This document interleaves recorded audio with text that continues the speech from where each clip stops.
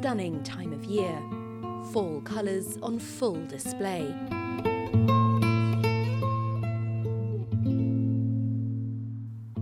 But look closely, and this autumn you might spot something else. Dried up leaves, suffering trees looking frazzled and unhappy. This year's hot summer may well be behind us, but the havoc it's wrought is still here. So this tree doesn't look very healthy.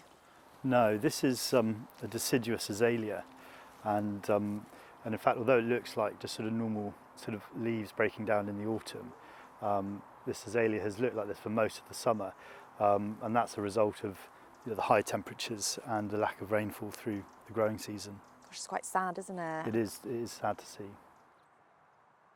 At the 130-acre Harcourt Arboretum in Newnham Courtney, they have over 3,000 species of trees and shrubs, both native and more exotic. And because they don't water their established trees, they can keep track of what happens in dry summers like the ones we've just been through. They're used to sort of higher rainfall, but I think also just the intensity of the heat this summer. We have sensors across the whole site that are recording the temperature sort of live. And we reached 39.2 degrees Celsius for quite a prolonged period of time. So I think it's those extremes that have really had a negative impact. So Ben, how worried are you about our native trees here in England in terms of climate change? It's definitely something that worries me. They're under increasing amount of pressure from lots of different angles, both in terms of climate change, but also sort of increased number of pests and diseases. Yeah, they're under a tremendous amount of pressure.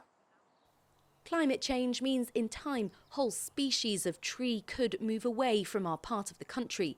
Some may migrate further north, while others may not survive at all. But at the Arboretum, botanist Chris Thorogood shows me trees that could shade future generations.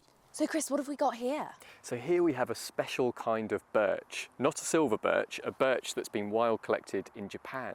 So the team here collected the seeds in 2019, and look at the size of it, Charlotte. It's already a monster. It's doing really well, isn't it? It's thriving. So this is an example of a tree that did really well in the summer conditions we had. And you've got more of those? We do. So here we've got a swamp cypress.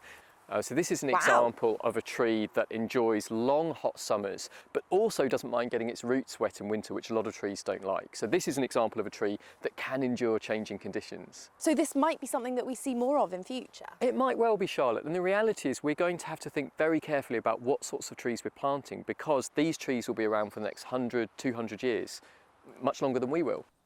Trees essential to the way we view and interact with nature. And governments increasingly are getting on board with tree planting.